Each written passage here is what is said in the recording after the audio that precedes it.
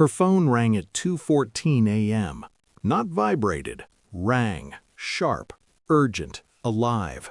She flinched in her sleep, hand moving instinctively toward the sound, then stopping mid-air, as if her body remembered something her mind couldn't hide fast enough. I was awake. I always was.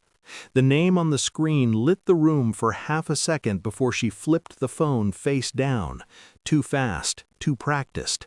My heart didn't race, it dropped. A controlled fall, silent, heavy.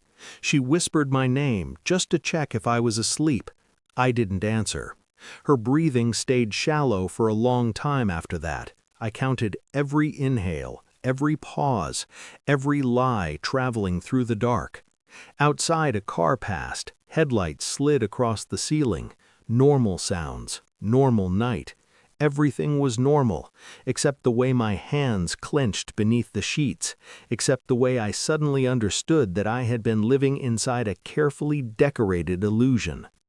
The signs had been everywhere. I cataloged them the next morning with surgical clarity. The new password on her phone, the way she smiled at messages but never shared the joke, late meetings that didn't pay overtime, perfume I never bought her. I told myself stories to survive. She's stressed. I'm imagining things. Love requires trust. Trust is easy when you're being lied to gently. The first real fracture came when I found the receipt. Hotel, weekday afternoon, 2 hours. She said she'd been with her sister. I said nothing. Denial is quieter than confrontation, and much more dangerous. I started listening instead of hearing, watching instead of seeing. I noticed how she avoided my eyes when she said my name, how she touched me less but with more intention, like someone trying to erase suspicion with intimacy. The betrayal wasn't loud, it was methodical, and worst of all, it was intentional. I became patient. Patience is what you develop when rage has nowhere to go. I pulled phone records under the excuse of a billing issue. One number appeared again and again. Short calls, long silences, midnight patterns. I didn't call it, I memorized it. I observed her like a stranger I no longer trusted. The shift in her posture when she texted, the way she left the room to talk, the way she returned calmer, lighter. I smiled, I cooked, I asked about her day. Inside, something sharpened. I installed nothing, hacked nothing. I didn't need to. People betray themselves when they think they're safe. Cloud backups don't forget. Deleted messages leave timestamps. Photos leave locations. Then came the child, the way timelines didn't align, the way dates blurred when I asked casually.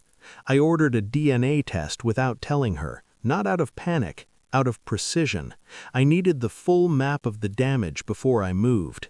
Every night I lay beside her and planned quietly, not revenge, truth. The email arrived on a Thursday afternoon. I read it once, then again, then I sat back and felt nothing. Not the father. 3 words, perfectly typed, perfectly final. Every memory rearranged itself instantly. The pregnancy announcement, her nervous smile, the way she avoided photographs. That evening I placed the printed report on the table between us. No accusations, no emotion, just paper. She stared at it, then at me. Her face collapsed, not dramatically, but completely, like something unsupported finally meeting gravity. "I can explain," she whispered. "I know," I said. Her eyes filled with tears. Mine didn't. I told her everything I knew, not angrily, chronologically. The number, the hotel, the dates, the test. I told her his name. She gasped when she realized how far ahead of her I'd been. What she didn't know yet was the final move. His wife already had the evidence.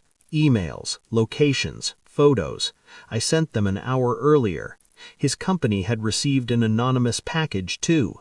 Conflict of interest. HR doesn't forgive quietly.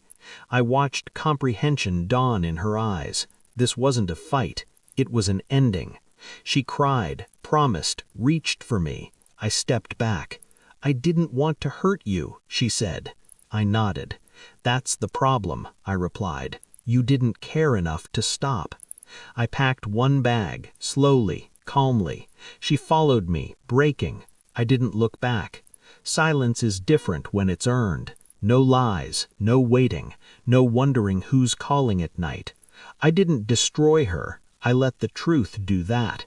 Weeks passed, messages came, apologies faded, excuses lost weight. I felt clear, not healed, clear. Some people think betrayal ruins you. It doesn't. It teaches you how dangerous blind trust can be, and how powerful awareness is. I sleep alone now, and for the first time, I sleep honest. She lost me the moment she thought I'd never notice. I noticed everything.